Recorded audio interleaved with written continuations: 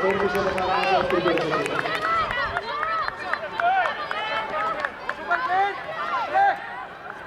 Eftir henni fylgir björnsætti 400.